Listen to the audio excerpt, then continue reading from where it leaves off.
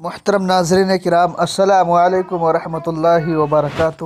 امید ہے کہ تمام دوستو احباب خیر و عافیت سے ہوں گے۔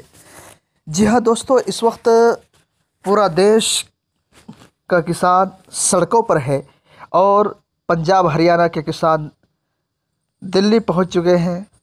اسی بیچ خبر ایک سامنے آ رہی ہے کہ سی اے اور این آر سی جو دلی میں پچھلے سال نومبر اور دسمبر میں شروع ہوا تھا، اس آندولن کے روح رواں دادی بلقیس کو آج دلی پولیس نے گرفتار کر لیا ہے۔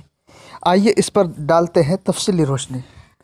شہریت ترمیمی قانون یعنی سی اے اے اور قومی شہریت رجسٹر یعنی این آر سی کے خلاف مظاہرے کا مشہور چہرہ اور شاہین باغ کی دادی بلقیس بانو کو سنگھو بارڈر پر دہلی پولیس نے گرفتار کر لیا ہے۔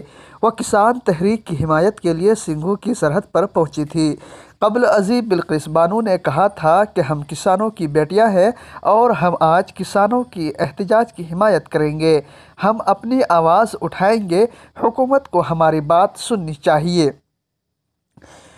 دراصل پچھلے کئی دنوں سے اتر پردیش، ہریانہ اور پنجاب کی کسان تنظیمیں دہلی کے ٹکری، غازی پور اور سنگھو بارڈر پر مرکزی حکومت کے تینوں نئے زرعی قوانین کے خلاف سراپا احتجاج ہے، جبکہ پولیس نے کسانوں کے دہلی چلو کی کال کے پیش نظر احتیاط کے طور پر سرحد پر گاڑیوں کی جانچ تیز کر دی ہے۔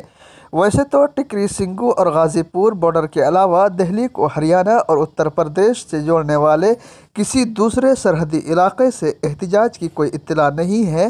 احتیاط کے طور پر دہلی گڑگاؤں بارڈر پر سیکورٹی فورسز کی تعیناتی کو مضبوط کر دیا گیا ہے۔ جی ہاں دوستو، آپ سے گزارش ہے اس ویڈیو کو زیادہ سے زیادہ شیئر کریں، لائک کریں، کمنٹ میں اپنی رائے ضرور دیں اور چینل کو سبسکرائب کرنا نہ بھولیں۔